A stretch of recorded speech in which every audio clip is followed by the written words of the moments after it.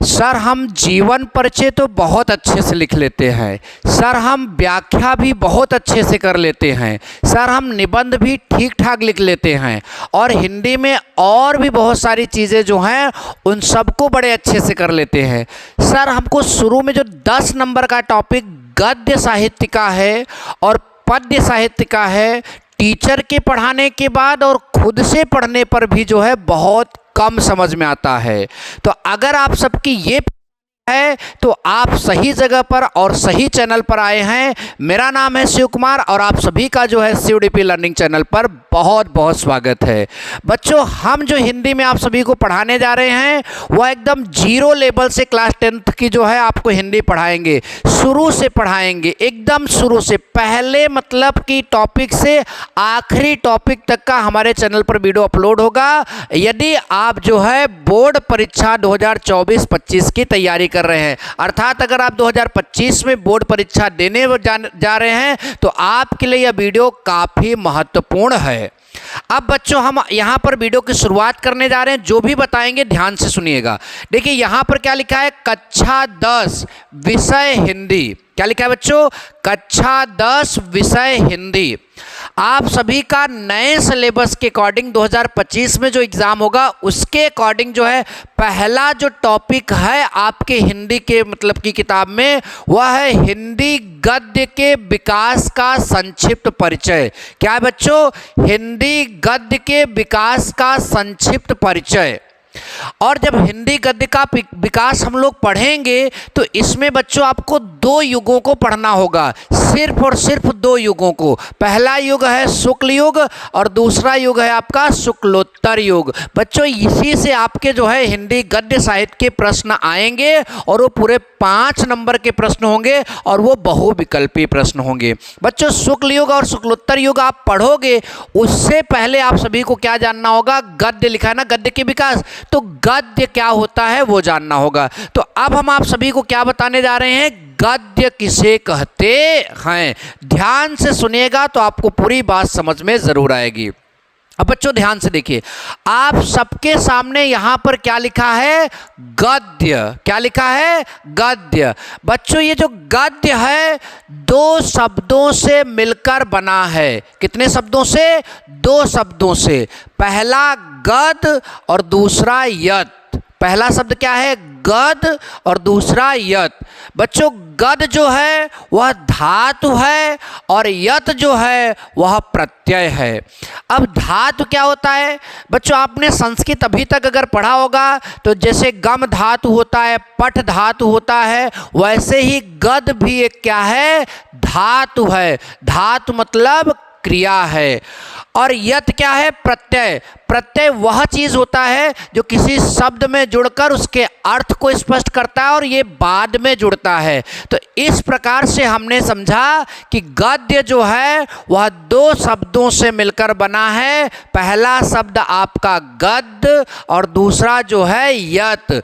गद एक धातु है और यत एक प्रत्यय है।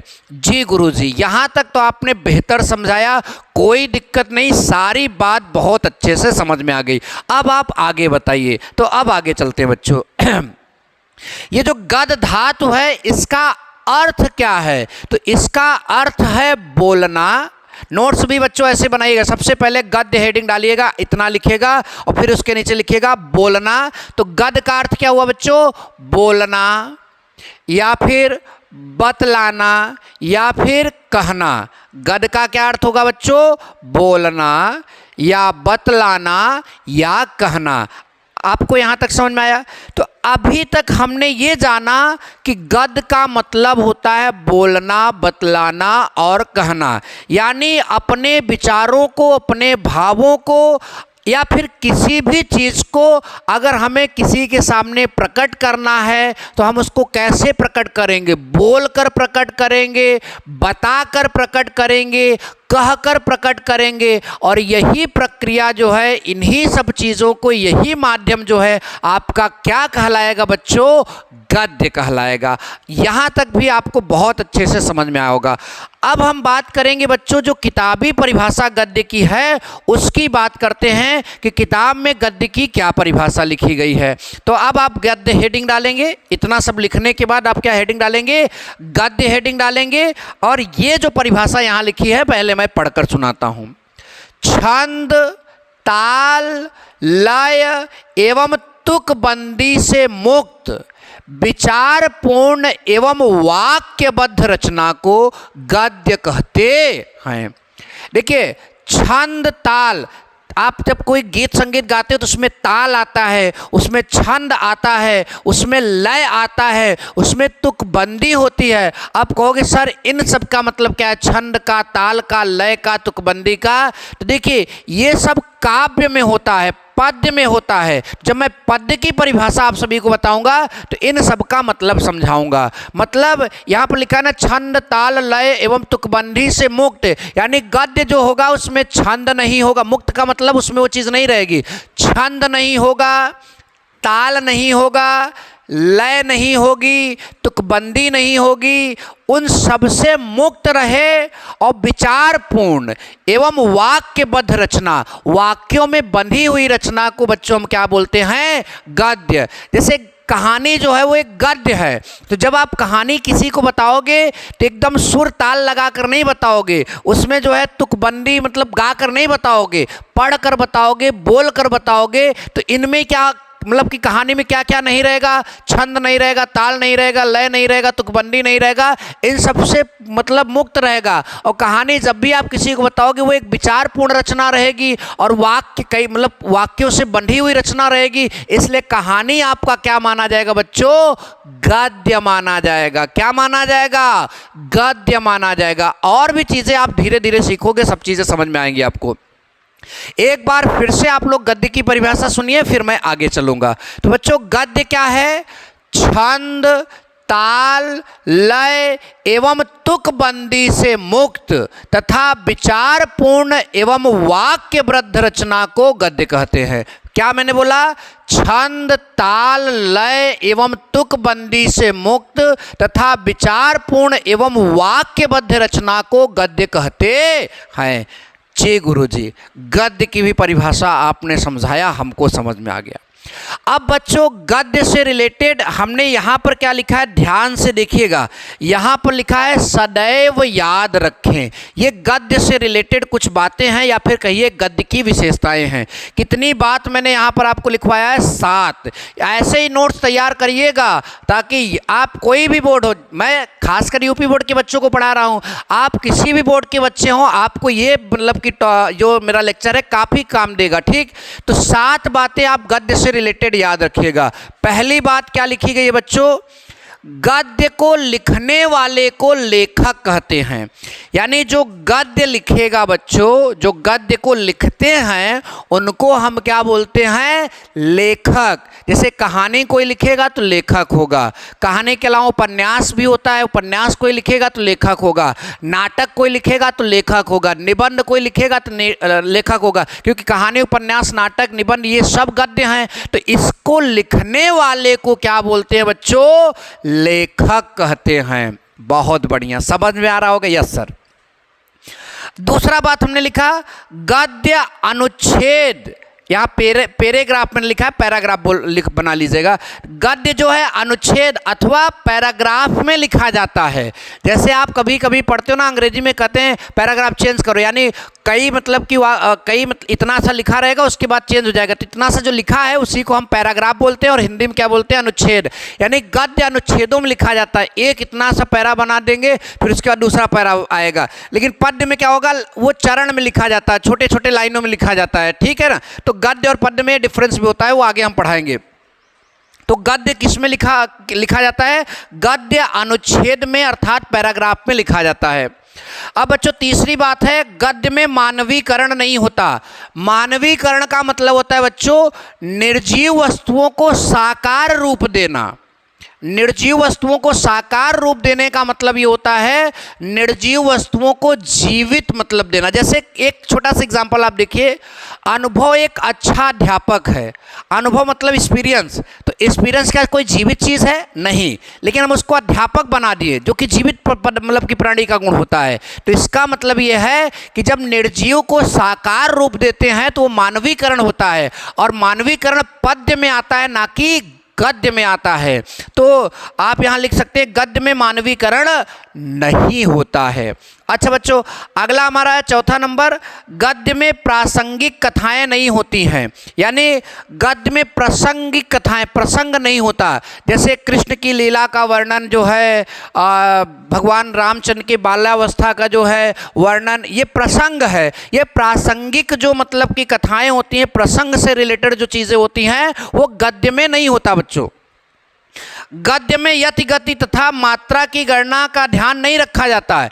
यति गति मतलब जो जैसे पद्य में गति होती है, यति होती है, वो यहाँ गद्य में नहीं होता है। यति गति हम पद्य में आपको अच्छे समझाएंगे, और वहाँ मात्रा भी गिनते हैं। कोई पद्य लिखा रहेगा तो उसमें हर लाइन में कितनी कितनी मात्रा है वह भी गिन लिया जाता है, लेकिन पद्य लिखते समय मात्रा उत्रा की गणना, यति गति का कोई ध्यान नहीं रखा जाता कि उसमें लय बना रहे, ऐसा कोई भी ध्यान यहाँ पर नहीं रखा जाता है। अर्थात गद्य में यति गति तथा मात्राओं की गणना का ध्यान नहीं रखा जाता बच्चों।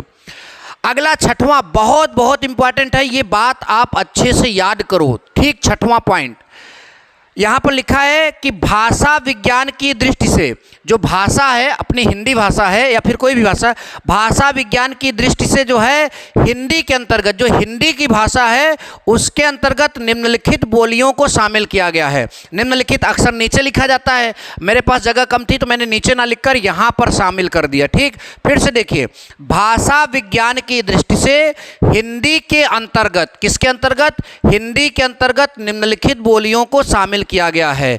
अब वो बोलियां कितनी हैं? 8 बोलियां हैं बच्चों। यहाँ पर ये सारी बोलियां लिखी गई हैं। तो इस छठवें पॉइंट के बाद ये 8 पॉइंट यहाँ पर आप सभी लोग नोट करोगे। पहला पॉइंट क्या है? पहला मतलब की बोली क्या है? ब्रज भाषा। दूसरी क्या है? खड़ी बोली। तीसरी क्या है? कन्नौजी। चौथी क्या है? हरियाणवी। पांचवी क्या है? बुंदेलखंडी। छठवीं क्या है? अवधी। सातवीं क्या है? बघेली। आठवीं क्या है? छत्तीसगढ़ी। यानी हिंदी भाषा में ये 8 बोलियां शामिल की गई हैं। कितनी? 8 बोलियां हिंदी गद्य मतलब में, गद्य भाषा में या हिंदी भाषा में जो है शामिल की गई। एक बार फिर से देखिए, ब्रजभाषा, खड़ी बोली, कन्नौजी, हरियाणवी, बुंदेलखंडी, अवधी, बघेली और छत्तीसगढ़ी। आई होप कि आपको यह बात भी बड़े अच्छे से समझ में आ गया। बच्चों, हमारा अगला जो है और 7वां पॉइंट है प्रमुख विधाएं। गद्य की विधाएं होती हैं, क्या होती हैं आगे डिटेल में पढ़ाएंगे, पहले अभी जानिए गद्य की प्रमुख विधाएं क्या हैं। निबंध, यानी गद्य में निबंध लिखा जाता है, मतलब निबंध गद्य में लिखा जाता है। एकांकी, नाटक, जीवनी, आत्मकथा, यात्रावृत्त, रिपोर्टाज, कहानी आदि। इसके अलावा भी हैं संस्मरण, आलोचना, मतलब बहुत सारी चीज़ें हैं। वो सब गद्य की प्रमुख विधाएं होती हैं। आगे इनके बारे में भी हम आप सभी को पढ़ाएंगे। तो गद्य की प्रमुख विधाएं आप फिर से एक बार देखिए, निबंध, एकांकी, नाटक, जीवनी, आत्मकथा, यात्रावृत्त, रिपोर्टाज, कहानी आदि, ये गद्य की क्या है बच्चों? प्रमुख विधाएं हैं। अब इसके बाद हम आप सभी को जो है हिंदी गद्य साहित्य का पूरा काल क्रम समझा देते हैं कि हिंदी गद्य साहित्य की शुरुआत कब से हुई और उसको कितने भागों में बांटा गया है। अब आपको ये सारा मतलब कि मैटर समझाते हैं। ठीक, तो यहाँ तक का आप सभी लोग क्या ले लीजिए, स्क्रीनशॉट ले लीजिए और ऐसे ही नोट्स आप लोग बनाइए। अब इसके बाद हम जो है हिंदी गद्य साहित्य के काल क्रम को समझते हैं। तो बच्चों, अब आगे हमें क्या, गद्य साहित्य का काल क्रम, जो हिंदी का गद्य साहित्य है उसका काल क्रम जानना है। काल क्रम का मतलब होता है बच्चों समय का पूरा क्रम, यानी जब से हिंदी गद्य की शुरुआत हुई है तब से अब तक जो है हिंदी गद्य को जो है कितने भागों में बांटा गया है। तो बच्चों, आप सबके सामने यहाँ पर 6 पॉइंट दिख रहे हैं पूरी हिंदी गद्य को जो है इन 6 भागों में बांटा गया है। पहला भाग क्या है? पूर्व भारतेंदु युग। पहले भाग का क्या नाम है? पूर्व भारतेंदु युग अथवा प्राचीन युग। बच्चों प्राचीन युग क्यों कहेंगे? क्योंकि बहुत पहले वाला है, इसलिए प्राचीन युग कहा जाएगा। पूर्व भारतेंदु युग क्यों कहेंगे? क्योंकि भारतेंदु हरिश्चंद्र जो लेखक थे उनके पहले का ये युग है, इसलिए क्या बोला जाएगा? पूर्व भारतेंदु युग। तो हमारा पहला जो है गद्य साहित्य का जो कालक्रम में पहला मतलब जो है वह पूर्व भारतेंदु युग अथवा प्राचीन युग है। अब बच्चों इसका समय कहाँ से कहाँ तक माना जाता है? 13वीं शताब्दी से 1868 ईस्वी तक। 13वीं शताब्दी से 1868 ईस्वी तक, यानी जो आपका 13वीं शताब्दी था 1300 कुछ ईस्वी से लेकर जो है उसके आसपास से जो है 1868 तक जो है आपका पूर्व भारतेंदु युग अथवा प्राचीन युग माना जाता है। अब बच्चों दूसरा है भारतेंदु युग। भारतेंदु हरिश्चंद्र के मतलब नाम से जो है यह युग चला है और भारतेंदु युग बोला जाता है। कहाँ से कहाँ तक इसका समय रहा? वर्ष 1868 से 1900 तक जो है भारतेंदु युग माना जाता है।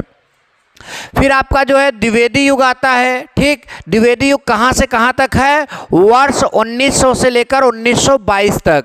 फिर आपका आता है शुक्ल युग, जो कि आपके कोर्स में कौन कौन सा युग है अभी हमने बताया, शुक्ल युग और शुक्लोत्तर युग। शुक्ल युग को बच्चों छायावादी युग कहते हैं, शुक्लोत्तर युग को छायावादोत्तर युग कहते हैं। क्यों कहते हैं, क्या ये है, ये जो चीज़ें सब पढ़ाई जाएंगी, बस आप धैर्य रखिए। तो आपका ये शुक्ल युग जिसे छायावादी युग भी कहते हैं, इसका वर्ष जो है वर्ष 1922 से वर्ष 1938 तक माना जाता है। शुक्लोत्तर युग यानी शुक्ल युग के बाद का जो युग है उसे शुक्लोत्तर युग बोलेंगे, और जब उसको छायावादी बोल रहे हैं तो एक और नाम दे सकते हैं छायावादोत्तर युग। तो शुक्ल युग को छायावादी युग और शुक्लोत्तर युग को छायावादोत्तर युग कहते हैं। और इसका वर्ष कहाँ से कहाँ तक है? वर्ष 1938 से लेकर 1947 तक। उसके बाद आता है बच्चों स्वातंत्र्योत्तर युग। स्वातंत्र्योत्तर युग यानी स्वतंत्रता के बाद का युग। स्वतंत्रता के बाद जो लेखकों ने हिंदी गद्य साहित्य में योगदान दिया है उनकी पूरी रचनाएं, उनकी पूरी पढ़ाई जो है गद्य साहित्य की जो है उस युग का क्या नाम रखा गया है? स्वातंत्र्योत्तर युग। और ये आपका वर्ष 1947 से अभी तक जितना है वो सब इसी के अंतर्गत आता है। तो बच्चों आज के वीडियो लेक्चर में बस इतना ही। नेक्स्ट वीडियो लेक्चर में हम आपके कोर्स के हिसाब से जो शुक्ल युग शामिल किया गया है उसको बहुत बेहतरीन ढंग से समझाएंगे। ऐसे और वीडियो के लिए चैनल को सब्सक्राइब कर लीजिए। मिलेंगे नेक्स्ट वीडियो में। Thank you so much. जय हिंद, वंदे मातरम।